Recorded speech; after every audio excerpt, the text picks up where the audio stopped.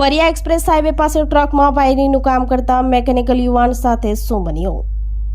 પારડીના Pariya express highway પાસે truck ચાલુ ન થતાં વાયરિંગનું કામ કરતા સમયે અચાનક ટ્રક ચાલુ થઈ જતા મેકેનિકલ યુવાનનું મોત નીપજ્યું હતું. પારડીના પરિયા એક્સપ્રેસ હાઈવેના કંપનીના કેમ્પમાં રહેતા અને મૂળ બિહારના મોહમ્મદ અફઝલ મોહમ્મદ મુમતાઝ મેકેનિકલનું કામ કરતો હતો. એક ટ્રક નંબર MH11CH7946 ચાલુ ન થતાં તેને સ્ટાર્ટ કરવા માટે બેટરીના છેડા જોડવાનું કામ યુવાન કરી રહ્યો હતો.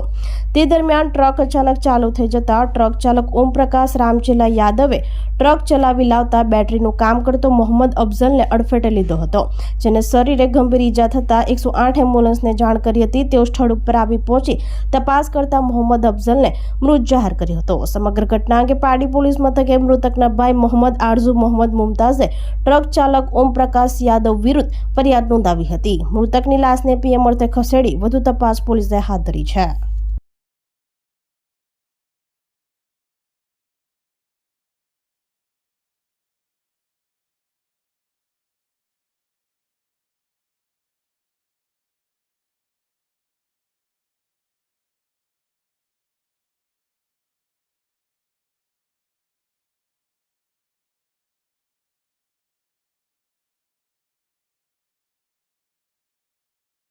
આપણી સંકલ્પ ન્યૂઝ ચેનલને સબસ્ક્રાઇબ અને લાઇક કરો, બેલ આઇકન દબાવો જેથી આવનાર ન્યૂઝ અપડેટ્સની નોટિફિકેશન આપના મોબાઈલ પર સૌથી પહેલા પહોંચે.